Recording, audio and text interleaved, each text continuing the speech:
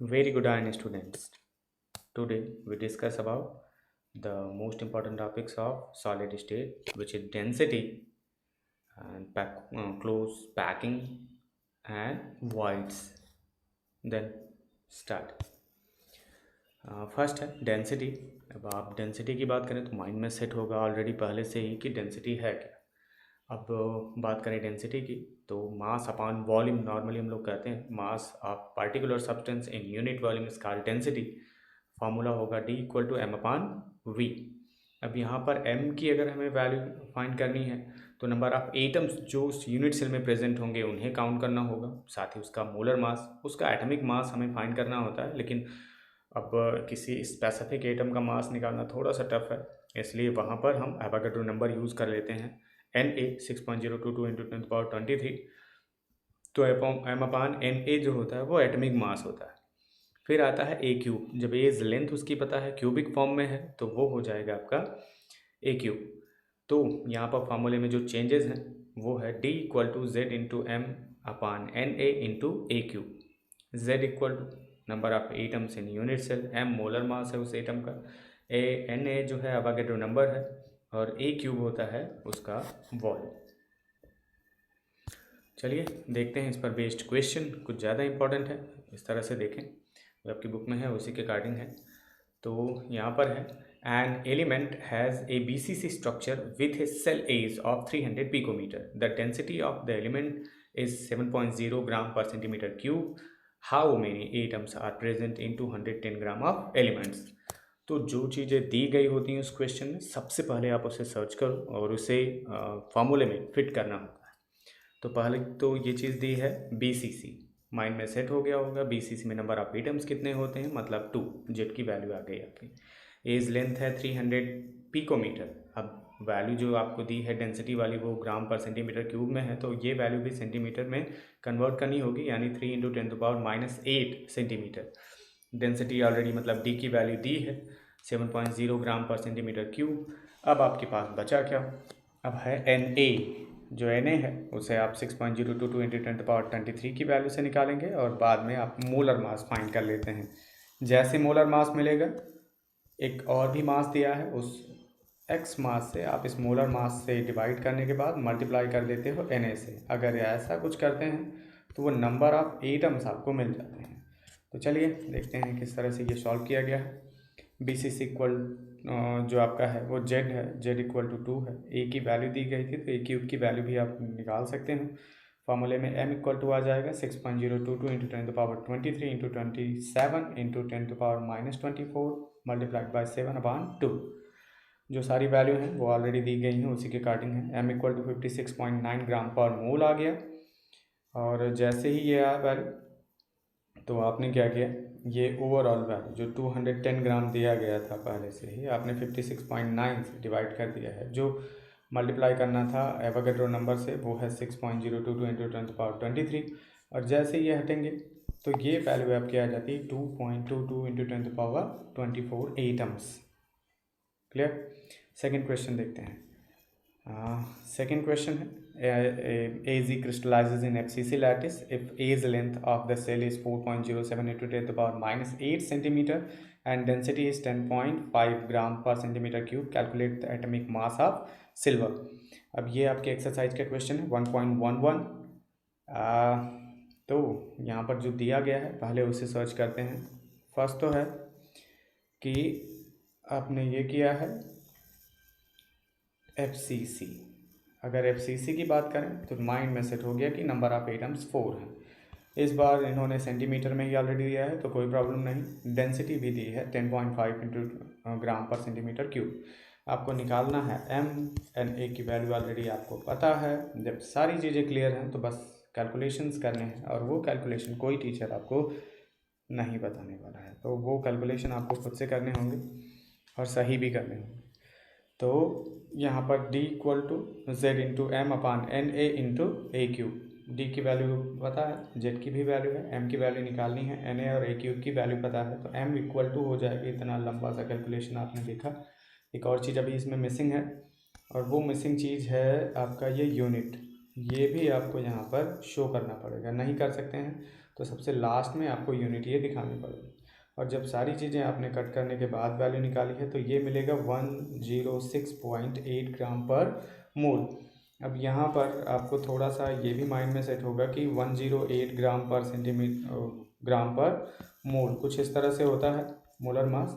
लेकिन यहाँ पर ऐसा कुछ भी मत करिएगा, अपने आप से अंदाज़ा लगा के, क्योंकि कैलकुलेशन के बेस पर जो वैल्यू निकलेगी 106.8 ग्राम पर मोल ही आएगा। नेक्स्ट मेन टॉपिक देखते हैं, क्लोज पैकिंग। अब क्लोज पैकिंग का मतलब होता है एटम्स रेगुलर पैटर्न में हो और साथ ही साथ उनके बीच में मिनिमम डिस्टेंस हो। तो यहाँ पर है arrangement of constituent in a regular pattern with covering minimum space called close packing. अब यहाँ पर कुछ कंफ्यूजन आपको लगेगा कि मिनिमम स्पेस क्या है। मतलब अगर हम इसके बीच में जो स्पेसेस की बात करते हैं, जो लेफ्ट छोड़ रहा होता है उनकी बात की गई है, तो सबसे कम स्पेस में ही वो जा कर के वो क्या हो जाए, अरेंज हो जाए। तो वहाँ पर है pattern with covering minimum space called close packing. अब क्लोज पैकिंग जो होती है सॉलिड में, वो आपका होता है 3 डायमेंशन में। अब 3 डायमेंशन में है तो 3 डायमेंशन कभी भी पॉसिबल नहीं है जब वो 1 डायमेंशन में कन्वर्ट होगा, फिर 2 डायमेंशन में कन्वर्ट होगा, फिर उसके बाद ही ये आता है आपका 3 डायमेंशन। मतलब यहाँ पर आपके कितने स्टेप्स हैं, टोटल 3 स्टेप्स हैं। जो 1 डायमेंशन क्लोज पैकिंग होती है वो इमेजनरी है, 2 डायमेंशन जो आपकी क्लोज पैकिंग होती है वो भी नॉर्मली इमेजनरी ही है। और इसके बाद हम स्टार्ट करेंगे किस तरह से काम करता है। यहाँ पर है सारे के सारे एटम्स एक सीक्वेंस में लगा दिए गए हैं और एक ही टाइप का आपको मिलेगा एटम्स अगर क्लोज्ड हैं एक दूसरे के साथ। तो यहाँ पर क्लोज हैं एक दूसरे के साथ। और जब एक और भी चीज़ आती है coordination number of spheres which directly touch to each other, या सेंट्रल एटम के साथ कितने लोग टच में हैं। तो जब 1 डायमेंशन होता है तो उसमें मैक्सिमम जो आपका कोऑर्डिनेशन नंबर होता है वो होता है 2। क्लियर। नेक्स्ट देखते हैं close packing in 2 dimension. 2 dimension में 2 टाइप्स का होता है। फर्स्ट तो है कि फर्स्ट वाली जो लेयर होती है उसी की ठीक नीचे आपने दूसरी वाली लेयर रखती है। सेकेंड ये भी हो सकता है कि जो उसके डिप्रेशंस आपने देखेंगे, थोड़ा सा स्पेस रहता है बगल में क्या कहें बॉल्स के, तो वहाँ पर अरेंज कर दिया जाए। तो इसमें हो जाएगा वो हेक्सागोनल क्लोज पैकिंग। जब आप स्क्वायर क्लोज पैकिंग की बात करते हो तो स्क्वायर कैसे बन गया, आपने यहाँ पर देखा है क्रॉस लगा है सेंट्रल एटम के लिए। और जब 2 डायमेंशन की बात हमने की है तो ये कुछ ऐसा है, एक दूसरे के साथ ये कांटेक्ट में होंगे और कांटेक्ट में होने के बाद ये हो जाता है इसका कितना 4। तो यहाँ पर क्या है टोटल 4 एटम्स हैं और जो स्क्वायर का एक फॉर्म कर रहे होते हैं। तो ये कुछ इस तरह से है, कोऑर्डिनेशन नंबर इसमें होता है 4। यानी सेकेंड लेयर जो है फर्स्ट लेयर के ठीक नीचे होगी, थर्ड लेयर जो कि एग्जैक्टली बिलो होगी सेकेंड लेयर के, और इसे कहते हैं ए पैटर्न इन 2 डायमेंशन। अब हेक्सागोनल वाले में देखते हैं, फर्स्ट लेयर हो गई, सेकेंड लेयर हो गई, आपके पास क्वाइंस हो तो उस क्वाइंस को अगर आपने रखना स्टार्ट किया, सेम साइज़ के क्वाइंस हों, तो मैक्सिमम जो आप क्वाइंस उनके साथ एक दूसरे के साथ अटैच करके रख सकते हैं वो 6 है। अब इसे हेक्सागोनल क्यों कहते हैं, अब हेक्सागोनल में है कि ये एक बेंजीन जैसा स्ट्रक्चर, मतलब हेक्सागोन बनाता है। अब इसे हेक्सागोन के थ्रू इसे हेक्सागोनल क्लोज पैकिंग कहते हैं। कोऑर्डिनेशन नंबर इसमें 6 हो जाता है, अभी वो दिखाया भी गया था।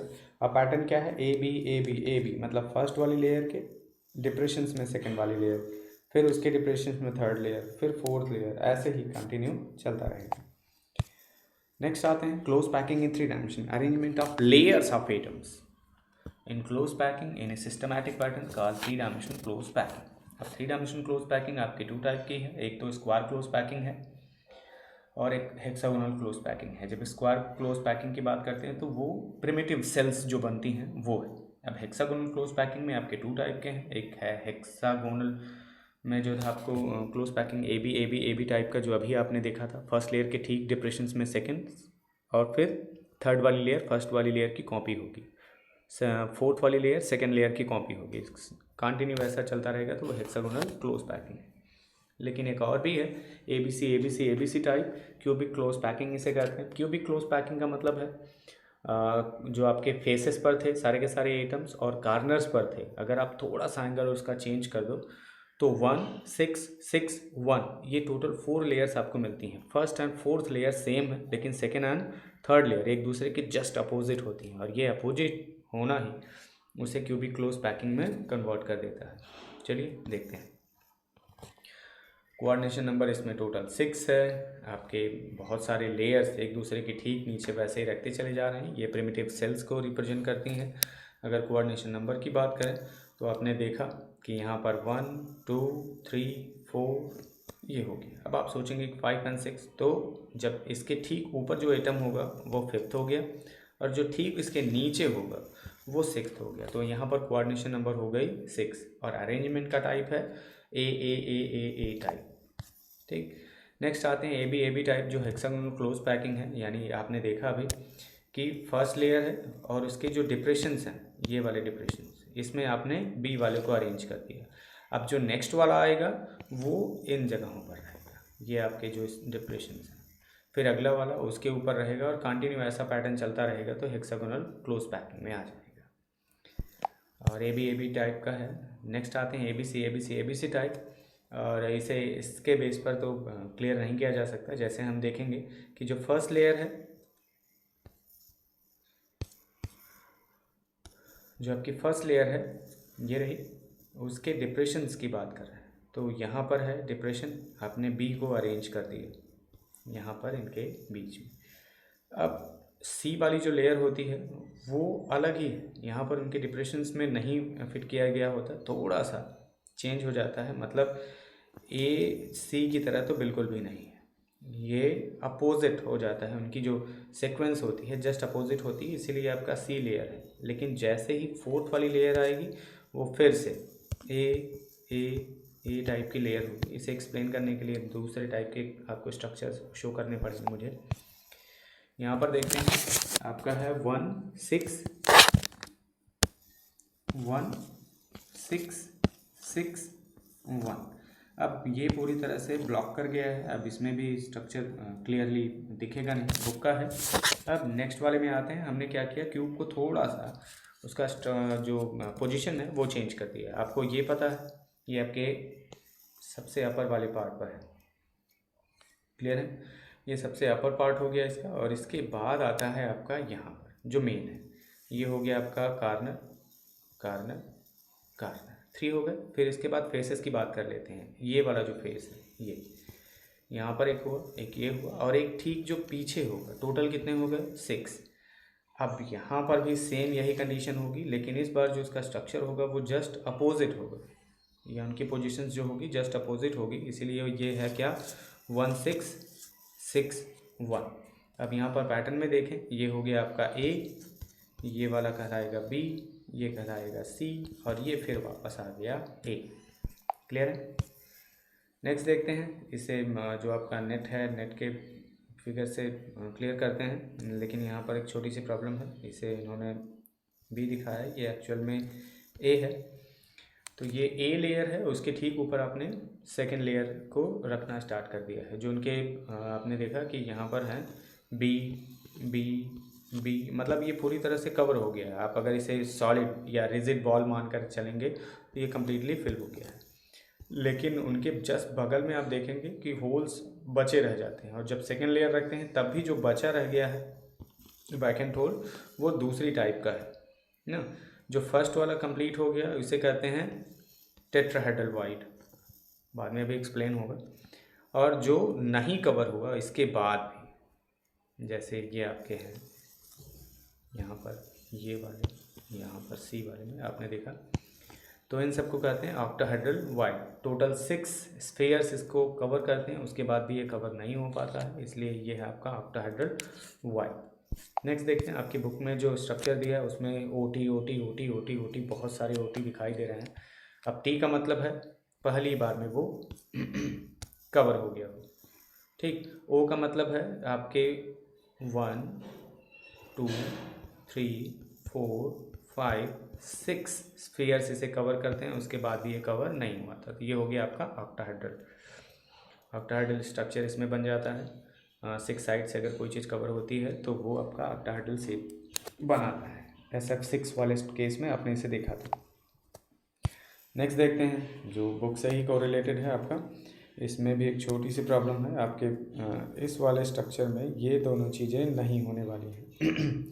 एटम्स आपके कहाँ प्रेजेंट होंगे, यहाँ पर और यहाँ पर। क्लियर है?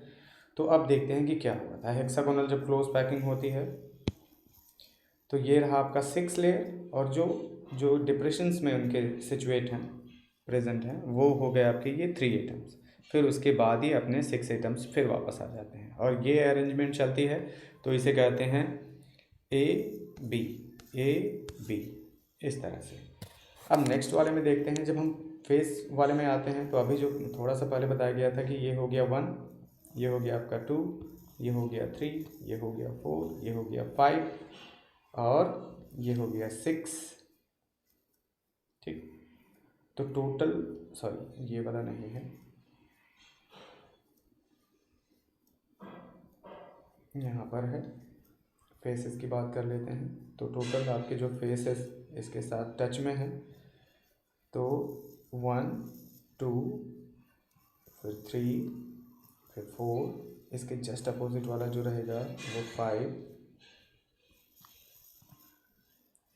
जितने लोग इसके डायरेक्ट टच में हैं उनकी बात की जा रही है। एक फेस बिल्कुल सामने हो गया साइड में, एक जस्ट पीछे, और 3 इसके जो टच में रहेंगे। ये हो गया आपके टोटल 6। जस्ट अपोजिट साइड में भी आप आओगे तो सेम यही कंडीशन यहाँ पर भी मिलती है, 6 होंगे, और ये हो जाएगा आपका 1। मतलब ये हो गया ए, ये वाला पोर्शन बी, ये वाला पोर्शन सी, और फिर वापस यहाँ पर ए आ जाता है। यानी एटम्स का जो ग्रुप आपने देखा कि सीक्वेंस में ही लगाए गए होते हैं। दोनों में डिफरेंस देखिएगा, टोटल 6 है, 3 हुआ, फिर 3 जो हुआ है वो अपोजिट है इस वाले लिंक। क्लियर? तो बस ये मेन डिफरेंस है, ए बी सी और ए बी वाली कंडीशन। चलिए नेक्स्ट देखते हैं। आते हैं वाइड्स में, वो वैकेंट स्पेस जो क्लोज पैकिंग के थ्रू बच जाते हैं उन स्पेयर्स के बीच में, उसे आप कहते हो वाइड्स। अब ये हैं आपके मोस्टली तो 2 टाइप के हैं, टेट्राहेड्रल एंड ऑक्टाहेड्रल। क्यूबिक में क्यूबॉइड टाइप का भी बनता है, वो बहुत इंपॉर्टेंट नहीं है। Vacant space form by the tetrahedral arrangement of 4 atoms called TV. ये क्लोजली अरेंजमेंट आप इसे कह सकते हो। तो यहाँ पर है फर्स्ट लेयर आपने देखी,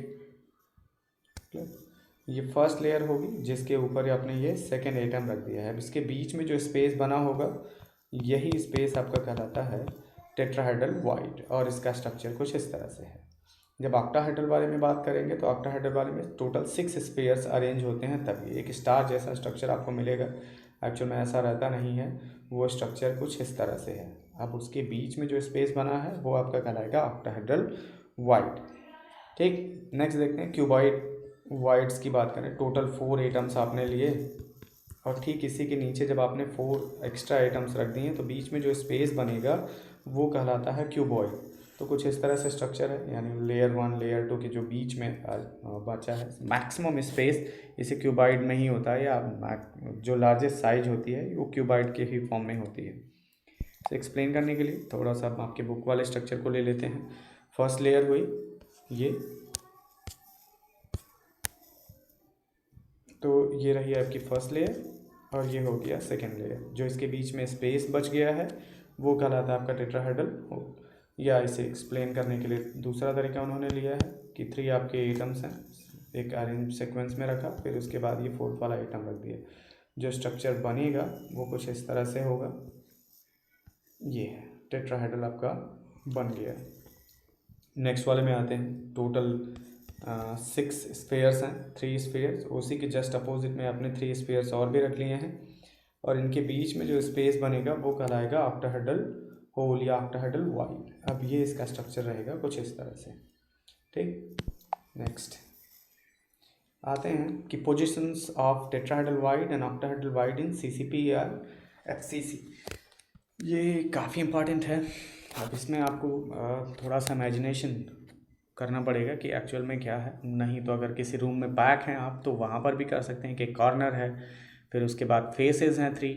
अब 3 फेसेस पर सारा का सारे स्फीयर्स, मान लीजिए बहुत बड़े बड़े स्फीयर्स हैं, और उसके साथ साथ ही उस कॉर्नर पर भी 1 एटम, यहाँ पर मान लिया कि वो रहा आपका वो कॉर्नर ये वाला, और इस कॉर्नर के साथ आपने लिया है कौन सा फेस, फेस 1, फेस 2 और इसके ठीक पीछे वाला फेस 3। अब इन चारों ने मिल करके पूरी तरह से एक कवरिंग कर ली है और यहाँ पर एक स्पेस बन गया है। उस स्पेस में कौन होगा, वो होगा एक टीवी, टेलीविज़न है, टेट्राहेड्रल वाइट। अगर फर्स्ट कॉर्नर पर ये हाल है तो बाकी के अदर कॉर्नर्स पर भी सेम कंडीशन होती है। मतलब टोटल जो टेट्राहेड्रल वाइट्स बनेंगे इसमें वो होंगे 8। फेस का कुछ इस तरह से स्ट्रक्चर मैंने दिया है ऑलरेडी, जो एटम्स के लिए है, और जो ये है ये वाइट्स के लिए है। अब inside space at each corner, अब आपने देखा कि यहाँ पर मिल गए आपके टेट्राहेड्रल वाइट्स हो गए टोटल 8।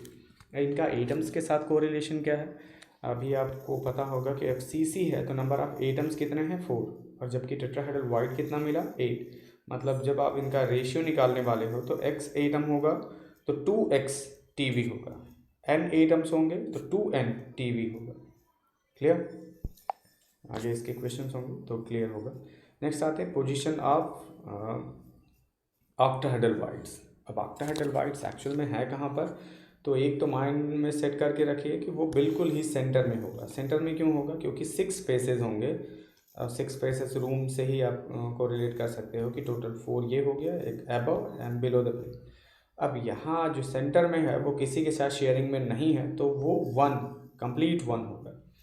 अब आते हैं नेक्स्ट वाले में कि वो उसके सारे के सारे एजेस पर आपने देखा ओ लिख दिया गया है। अब ओ लिखने का रीज़न क्या है, अब मान लेते हैं कोई एज आपने ले लिया, वो कितने फेसेस के साथ कांटेक्ट में है, माइंड में सेट होगा 4 फेसेस कांटेक्ट में होते हैं किसी भी एज के, लेकिन उसके लेफ्ट एंड राइट साइड में भी 2 एटम्स प्रेजेंट होते हैं जो डायरेक्टली उसे टच कर रहे होते हैं, जैसे ये वाला और ये वाला।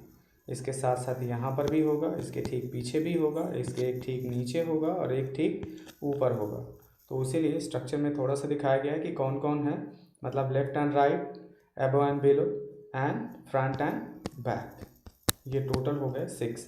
अब एजेस जो हैं वो 4 फेसेस के साथ टच में हैं। अब 4 फेसेस के टच में हैं तो मतलब 1/4 ही उसी यूनिट सेल के अंदर होगा। टोटल कितने हैं एजेस, टोटल हैं 12। अब कितना उनका रेशियो है 1/4, मतलब ये हो गए आपके 3 voids at centre of edges and 1 void कहाँ पर है, 1 वाइट है सेंटर में। टोटल कितने हो गए 4, और जब इनका एटम्स के साथ कोरिलेशन कराते हैं तो x atom equal to XOV, मतलब नंबर ऑफ एटम्स जितने होंगे उस FCC में सेम उतने ही ऑक्टाहेड्रल वाइट्स भी होंगे। नेक्स्ट आते हैं, लास्ट है इसका क्वेश्चन है इंडेक्स का 1.16। ए compound is form by the 2 elements M and N। The element N forms CCP। अब CCP का मतलब पहले से अपना क्लियर करके रखिएगा कि CCP यहाँ पर क्या मतलब है।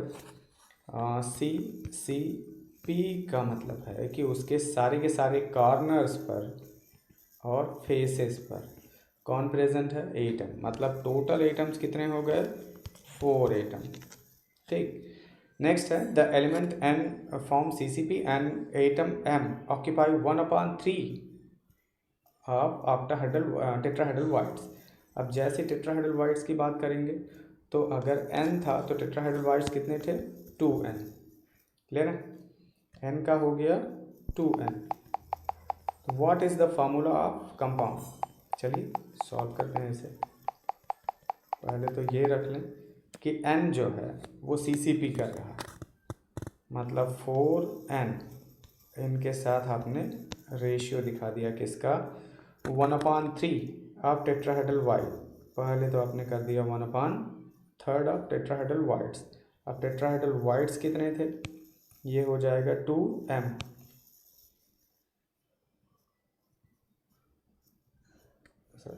टू यहाँ पर हो जाएगा 4 का हो गया 8 एक्चुअल में, क्योंकि N से है, ये हैं आपके 8N। पहले तो इसे सिंप्लीफाई कर लेते हैं कि ये हो गया आपका 2, ये आ गया क्या 2/3, मतलब ये 2 और ये 3 हो जाएगा, मतलब ये हो जाएगा M 2N 3। कहाँ से, फिर से इसे एक्सप्लेन कर लेते हैं। चलो यहाँ पर m एंड n की बात कर लेते हैं। यहाँ पर कहा गया कि जो n है वो CCP को फॉर्म करता है। CCP को फॉर्म किया उसने, टोटल एटम्स कितने हो गए, 4 एटम्स। और जो सेकंड वाला था वो m है, वो 1/3 जो पोर्शन है किसका, जो टेट्राहेड्रल वाइड्स हैं उनका करता है। मतलब m अगर 4 है n और तो m हो जाएगा 8। क्लियर है।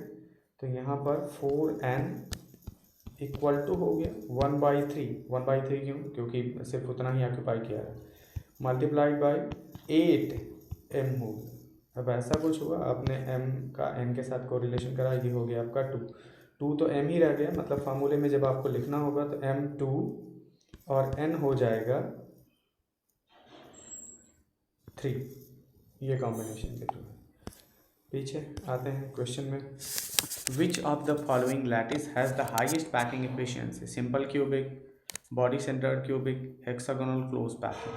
अब हाईएस्ट पैकिंग की बात करें तो सबसे ज़्यादा कौन सा, जिसमें नंबर ऑफ एटम्स जितने ज़्यादा होंगे उसकी पैकिंग एफिशिएंसी भी उतनी ही ज़्यादा होगी। मतलब हेक्सागोनल क्लोज पैकिंग नंबर 1 पे, फिर बॉडी सेंटर्ड जो होगा वो सेकेंड पर, और आपका सिंपल क्यूबिक होगा जो वो थर्ड पर। डेंसिटी से कोरिलेटेड लगता है क्वेश्चन है 1.18।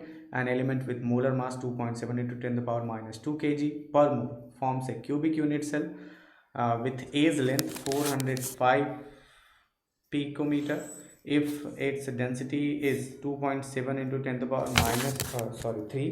kg, ये थोड़ा सा metre cube. What is the nature of the cubic unit cell. अगर ऐसा कुछ हो जाए तो जो पहले तो देख लीजिए कि क्या क्या चीज़ें दी गई हैं, और इसमें देखते हैं क्या क्या दिया है। फर्स्ट तो है मोलर मास, किलोग्राम में दिया है, तो आप ये भी माइंड में सेट करिए किलोग्राम में है, तो इस बार मीटर में आपको वो सारी चीज़ें देखनी पड़ेंगी। Cubic unit cell, cubic unit cell, ठीक। विद द एज लेंथ आपका मिल गया 405, the density 2.7 × 10⁻³ what is the nature of cubic unit cell. अब नेचर का मतलब है आपको यहाँ पर फाइंड करना है जेड। तो जो चीज़ें दी गई हों उनकी वैल्यू रखिए, बाद में उसकी वैल्यू को निकाल लीजिए। क्लियर है। तो आज के लिए इतना ही, इसे सॉल्व भी खुद से ही करना है। बाकी thanks for watching this video, have a nice day.